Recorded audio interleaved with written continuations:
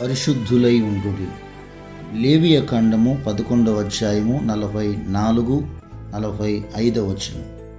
నేను మీ దేవుడనైన యెహోవాను, నేను పరిశుద్ధుడను గనుక మీరు పరిశుద్ధులై ఉండునట్లు మిమ్మును మీరు పరిశుద్ధపరుచుకొనవలెను.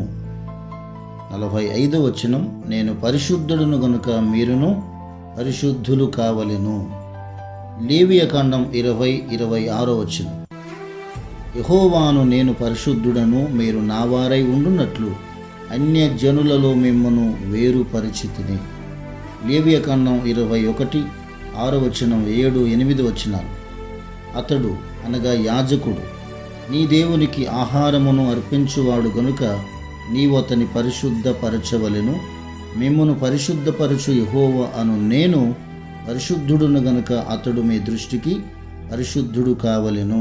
1 తెస్సలోనిక 4-7 వచనం. పరిశుద్ధులగుటికే దేవుడు మనలను పిలిచెను గాని అపవిత్రులుగా ఉండుటకు పిలువలేదు.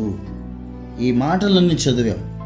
ఎక్కడ చదివినా ఆ మాటల్లో పరిశుద్ధులుగా ఉండాలని దేవుడు కోరుతున్నాడు.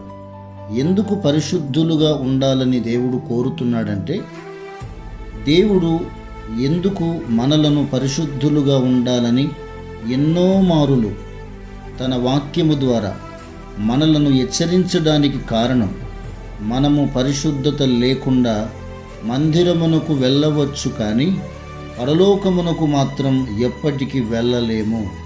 అందుకనే మనము తప్పక పరిశుద్ధులుగా ఉండాలి. మనము పరలోకం వెళ్ళాలంటే తప్పనిసరి పరిశుద్ధత అవసరం. పరలోకము మాకు అవసరం లేదు, నేను పరలోకం వెళ్ళను అని మనం అనుకుంటే లోకములో ఎలాగైనా మనం ఉండొచ్చు, మందిరమునకు మాత్రం వెళ్ళవచ్చు కానీ పరలోకం వెళ్ళలేము.